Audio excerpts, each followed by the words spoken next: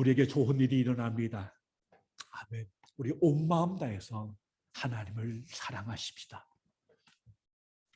세상에서 가장 위대한 세상을 바꾼 한 주관이 있다면 그것은 예수께서 예루살렘 성에 들어오셔서 고난받으시고 십자가에 못 박혀 죽으셨다가 사흘 만에 부활하신 그 한 주간일 것입니다. 그 한 주간 사건 때문에 인류 역사 영구히 바뀌어지고 말았습니다. 그 한 주간을 우리는 고난 주간이라고 부릅니다. 그리고 고난 주의 첫 출발은 오늘 본문에 나타난 종려주일부터 시작되는 것입니다. 종려주일은 예수께서 예루살렘에 들어오실 때 많은 이들이 환영하고 종려나무 가지를 꺾어서 예수께서 흔들면서 환호한 거기서 이름 붙인 게 종려주일이라는 것입니다. 예루살렘은 깊은 계곡을 사이에 두고 높이 솟은 분지에 세워진 도시입니다. 그러므로 골짜기를 통과하고 올라가면 거대한 성벽이 있는데 여러 군데 그 성문에 들어갈 수 있는 문을 만들어놨어요. 그 중에 하나가 동쪽에 난 금문입니다. 유대인들은 장차 메시아가 오시면 그분은 금문을 통해서 예루살렘에 들어올 거라고 믿었어요. 바로 그 문을 통해서 예수께서 예루살렘에 입성한 것이 오늘 종려주일의 의미가 되는 것입니다. 그런데 그 예루살렘 동쪽에 지드론 계곡 맞은편에 있던 올리브 산을 거쳐서 금문통에서 들어가게 되어 있는 건데요. 올리브 산에는 벳박이라는 동네가 있어요.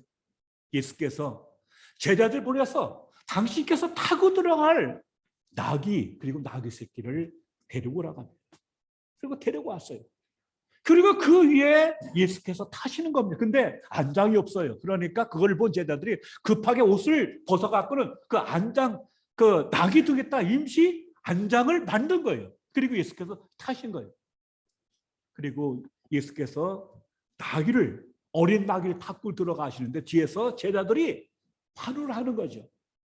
그리고 그때마다 옷을 이렇게 밑에 깔아갖고 마치 카페트 하는 것처럼 그렇게 예수께 대해서 옷을 깔아두면서 그분이 예루살렘 금문통에서 들어가시는 장면을 본문은 묘사하고 있습니다. 근데 놀랍게도요, 예수께서 들어가시다는 소문이 쫙 퍼지니까 제자만이 아니고 어마어마한 무리가 그 당시 유월절 때문에 수백만 사람들이 와서 순례차 왔거든요. 그 사람 전부 쌍술 들고 환영하면서 호산나 다윗의 자손이여 어서 오시옵소서 하면서 예수님을 열렬하게 환영했다는 것이 오늘 본문의 말씀입니다. 호산나 다윗의 자손께 복되도다. 주님의 이름으로 오시는 분 더없이 높은 곳에서 호산나라고 그들은 외쳤습니다. 여러분, 호산나라는 말은 우리를 구원하소서라는 뜻입니다. 이 말은 당신은 우리의 구원자십니다. 당신은 우리의 메시아 되십니다라는 뜻을 갖고 있는 단어입니다. 여러분, 한번 상상해 보세요.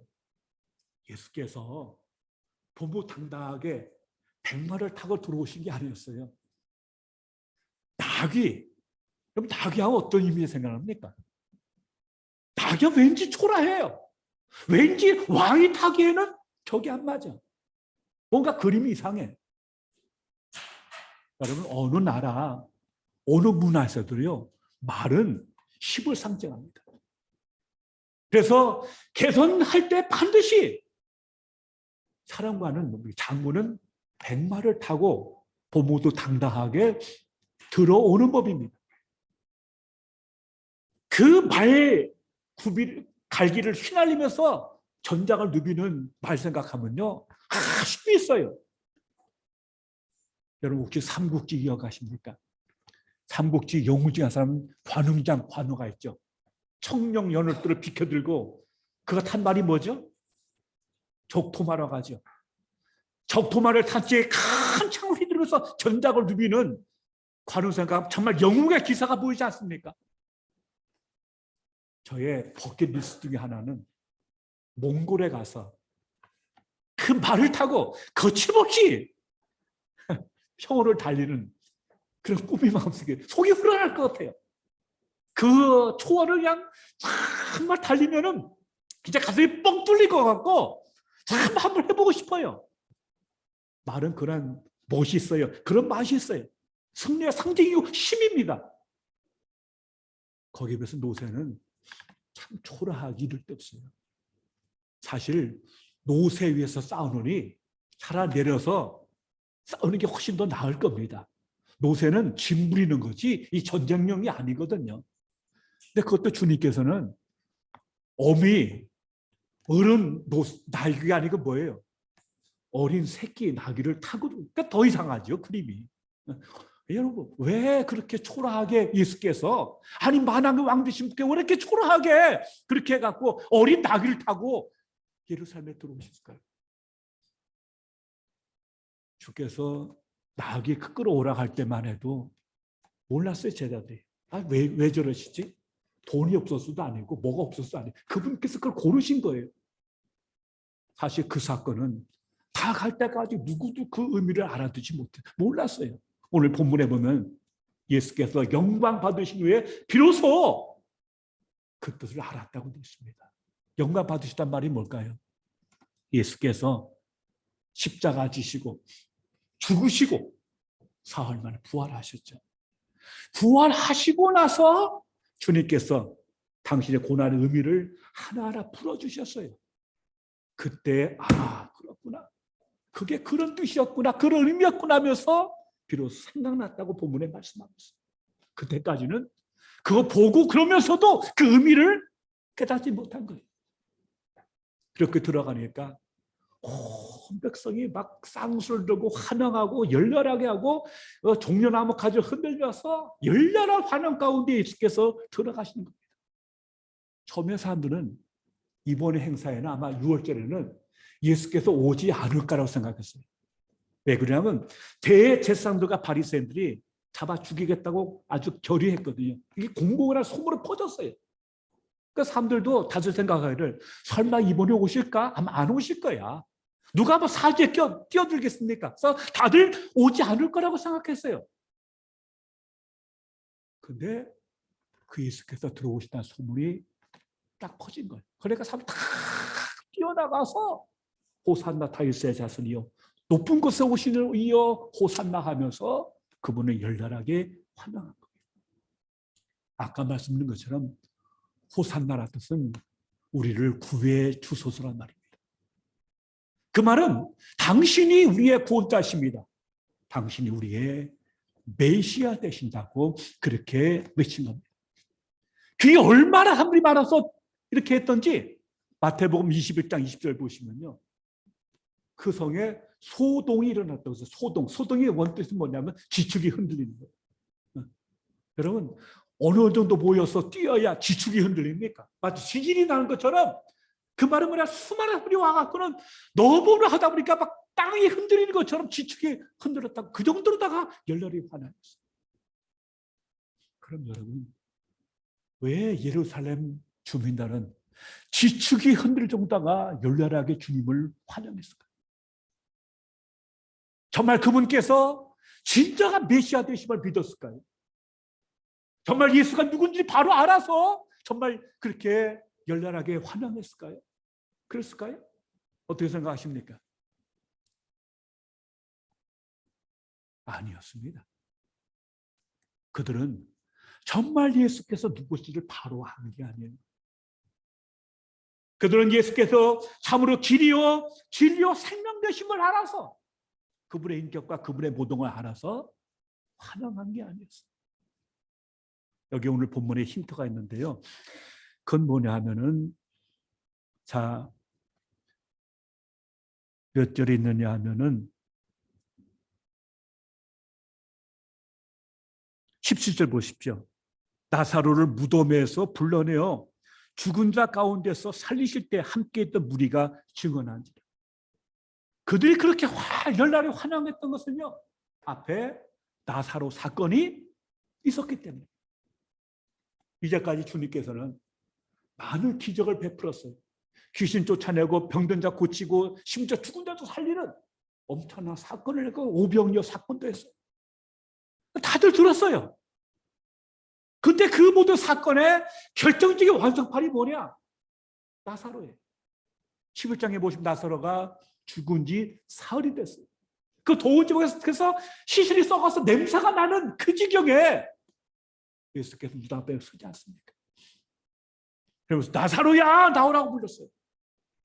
그러니까 이 묶이채 꽁꽁 묶여있던 나사로가 수의를 입은 채 일어나서 걸어 나왔거든요.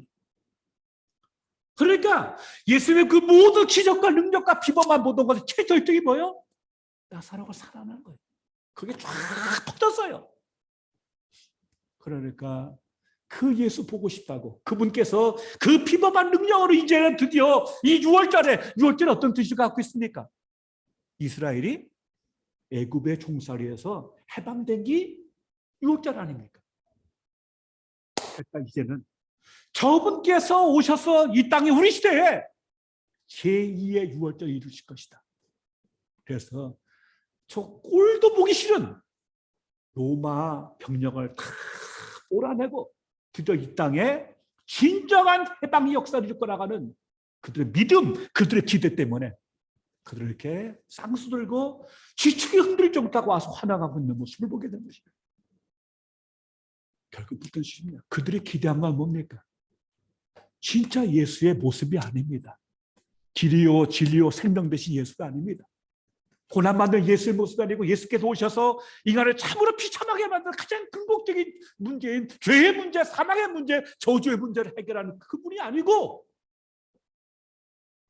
눈에 보이는 정치 군사적인 메시아를 기대했기 때문에 그렇게 열렬하게 환영했던 걸 본문에 볼 수 있습니다. 다시 말씀드리면 그들은 진정한 예수의 모습이 아니고 예수의 실상이 아니고 예수께 투영된 예수께서 자기들의 욕망, 자기들의 이기심, 자기들의 본능을 예수께 투사하고 그분이 우리의 소원을 내 소원을 이루어줄 거라고 하는 허상을 붙들어 봅니다. 이해가 되십니까? 그래서 그들이 쏟아져 나온 거예요.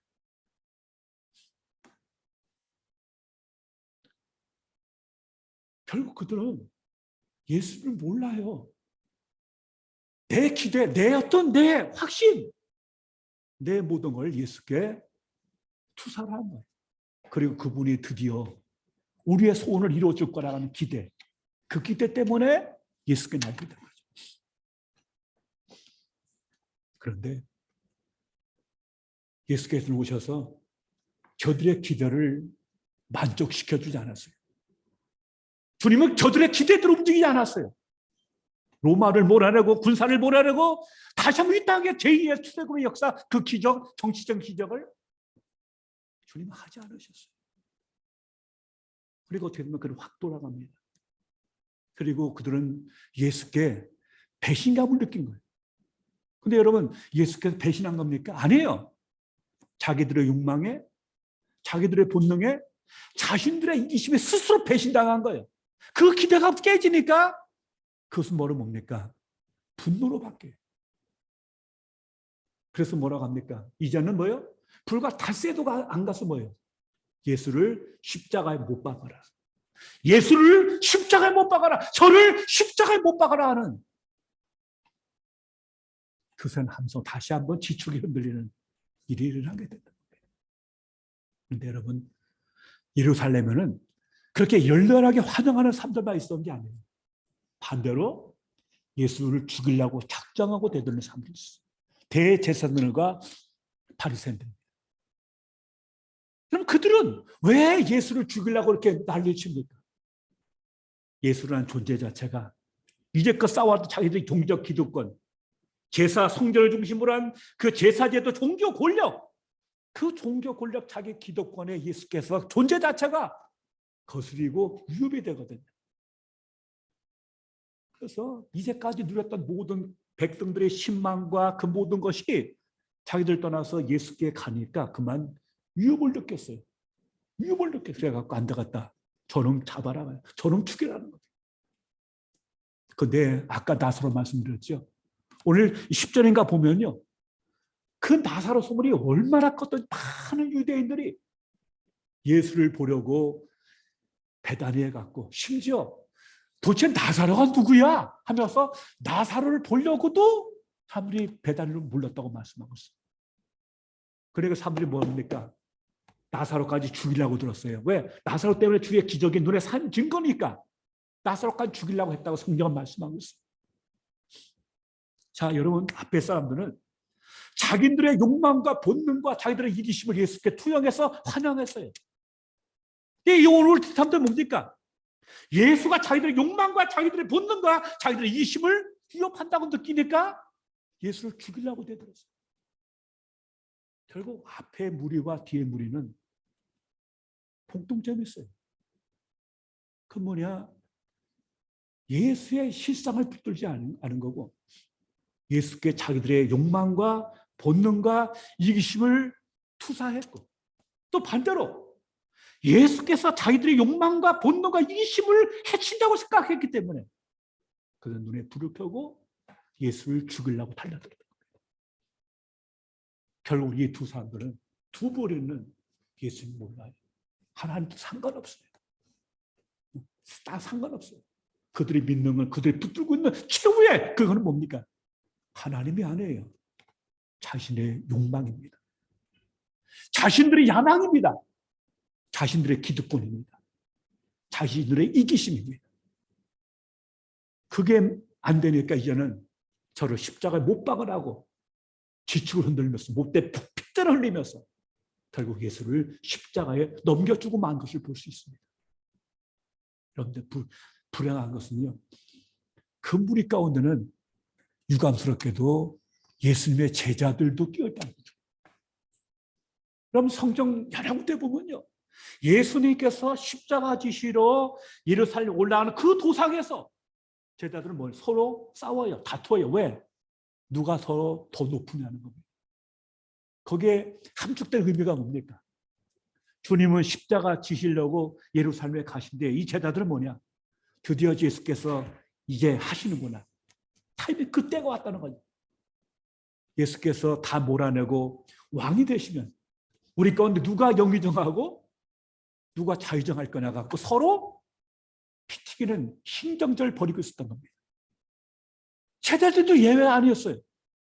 심지어 사도행전 1장에 보면 예수께서 부활하시고 40일 지나서 이제 막 하늘로 올라가시라 하는 그 즈음에도 그들 물어요. 주님, 이스라엘을 회복할 때가 언제입니까? 라고 물어요. 여러분, 이렇게 인간의 욕망은요, 뿌리가 깊어요. 제자들도, 대제사장도, 서기관들도, 바리새인들도, 요즘 말로 하면 감독도, 목사도, 뭐 장로도 다 모여. 다 오는데 그를 끝까지 놓지 못할 뭐예요? 자기 욕망이에요. 자기 이심이에요. 자기 권력이에요. 그건 못 나요. 그건 못 나요. 그러니까 제자들도 3년간 동고동락하고 그렇게 얘기하면서 불구하고 속이에 경일게요. 주님이 올라가려는 그 시간까지도 주님, 이스라엘 회복할 때가 언제입니까? 묻고 있는 거예요. 여러분, 그만큼 인간의 본능은 뿌리 깊어요. 인간의 야망, 인간의 욕심은 뿌리 깊어요. 인간의 이기심은 끝으로 뿌리가 깊답니다. 결국은 그들은 바른 신앙의 자리에 가지 못했고, 대제사장들은 예수를 십자가에 못 박으려고 핵책했고 음모를 꾸몄고, 백성들은 헛된 기대가 무너지니까 저를 십자가에 못 박으라고 함께 소리 질렀어. 빌라도가 어쩔 수 없이 예수를 십자가에 못 박히게 내주는데 대제사장과 백성이 함께 합의한 걸 볼 수 있습니다. 제자들은 어떻습니까? 제자들은 주님께 잡히시는 그 순간 되자 뿔뿔이 다 흩어졌어요. 뿔뿔이 도망갔어요. 내가 죽는 데까지 따라갔다 호언장담했지만 내 생명이 흔들리는 자리에 가니까 뿔뿔이 흩어지고 말았어요. 여러분이 이게 고난주간에 되어진 이야기입니다. 그럼 어떻게 해야 합니까? 어떻게 해야 우리가 바른 신앙생활을 할 수 있겠습니까? 어떻게 해야 돼요? 참 신앙의 길은 어디 있습니까? 오늘 우리도 그거 같지 않습니까? 정말 내가 추구하고 따라가는 게 뭡니까? 정말 예수 그리스도입니까? 아니면 예수 그리스도를 빙자해서 내 욕망, 내 야망을 키우려고 하는 겁니까? 결국 궁극적 목적이 뭐냐는 겁니다. 예수님입니까? 아니면 내 야망입니까? 내 본능입니까? 내 욕심입니까? 그래서 신앙은 결국 내 욕심과 야망을 이루기 위한 수단으로다가 발판 삼아 있지는 않는지 우리 깊이 생각해야 합니다. 깊이 생각해야 합니다. 그럼 어떻게 합니까? 첫째는요, 바로 깨달아야 합니다. 오늘 본문의 16절 보십시오. 제자들은 처음에 이 일을 깨닫지 못하였다가 예수께서 영광을 얻으신 후에야 이것이 예수께 대하여 기록된 것인가 사람들이 예수께 이같이 한 것임을 생각하였다. 누가복음 24장에 보면은 두 제자가 예루살렘에서 엠마오로 내려갑니다. 그는 예수께서 십자가에 죽으시자 너무 허망해서 슬픈 마음을 가지고 터덜터덜 힘없이 내려갑니다. 그런데 그 두 사람 사이에 어떤 사람이 끼어들어요. 보시니까 그분이 예수님입니다. 근데 성경 뭐라고 합니까? 저들의 눈이 가리워져서 예수신 줄 알지 못하더라. 함께 동행해요. 함께 얘기를 나눠요. 그럼에도 불구하고 눈이 가리워져서 예수님을 예수님으로 알아보지 못하는 거예요. 오늘 제자들 마찬가지. 주어져도 모르고 들려줘도 몰라요. 왜? 내 것에 골몰하면요 남의 게 안 들리고 남의 말이 안 들려요. 안 들려요. 나라는 껍질 속에 갇혀 있으면 아무것도 안 들려. 속이 경일해요. 예수께서 영광 얻으신 다음에 비로소 이 말씀을 알겠다고 본문에. 그러면 여러분 그들을 깨닫게 된 진실이 뭡니까? 왜 예수께서 나귀를 타셨어요? 그것은 그냥 한날의 해프닝이 아니고 스가랴 9장 9절에 예언된 말씀을 성취한다는 것입니다. 시온의 딸이 따라 크게 기뻐할지어다 예루살렘의 따라 즐거이 부를지어다 보라 내 왕이 내게 임하시나니 그는 공의로우시며 구원을 베푸시며 겸손하여서 나귀를 타시나니 나귀의 작은 것 곧 나귀 새끼입니다. 예수께서 나귀를 타신 목적은 뭐냐? 돈이 없어서 그게 아니고 스가랴 9장 9절에 예언된 그 말씀을 성취하시기 위해서 타셨다는 겁니다. 그분은 어떤 분입니까? 그분은 첫째 겸손하신 분이고 둘째는 그는 평화의 왕으로 오신 분입니다. 그게 나에게 다시 예수님의 비밀입니다. 그럼 어떤 의미에서 그거의 평화입니까? 인간은 죄로 인해서 하나님과 등졌어요. 하나님과 원수가 되었어요. 이 두 사이의 이 장벽을 그 괴리를 누구도 해소하고 뛰어넘을 수 없었는데 해소할 길이 없었는데 예수께서 오시고 십자가 주심으로 인간과 하나님 사이에 십자가로 연결고리를 만드시고 예수 그리스도를 믿는 자에게는 이제는 하나님께 나가는 길을 열어주셨어요. 내가 곧 길이요 진리요 진리요 생명이니 나로 말미암은 자 그런 내게 올 자가 없다. 주의 십자가는 결국 하나님과 원수된 인간이 하나님과 화목하는 평화의 왕, 그것을 예수께서 하셨음을 성경은 말씀하고 있습니다. 당신의 몸을 찢고 피를 흘려서 주께서 인간이 하나님과 화목할 수 있기를 주셨습니다. 둘째, 에베소서 2장 8절 이하 볼 것 같으면 그는 우리의 화평이신지라 유대인과 이방인이 서로 상종할 수 없는 같은 사람들이었는데 그 막힌 담이 막혔었는데 당신의 피를 흘려서 막힌 담을 허물고 이제는 유대인과 이방인이 하나가 되는 길을 열어주셨다고 말씀하고 그는 우리의 화평이십니다. 유대인과 이스라엘 뿐이겠습니까? 이방인 뿐이겠습니까?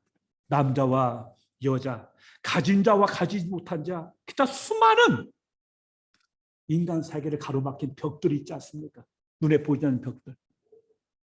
그 벽을 누구도 넘을 수 없었는데, 아니 스스로 내 인격 속에서 벽을 만들어 놓고 남들과 소외당하고 남들과 소통하지 못했는데, 그 모든 벽을 주께서는 십자가 피를 흘리셔서 벽을 허물고 하나 되게 하시는 화목의 역사를 이루신 것, 이것이 바로 예수 그리스도이신 줄 믿습니다.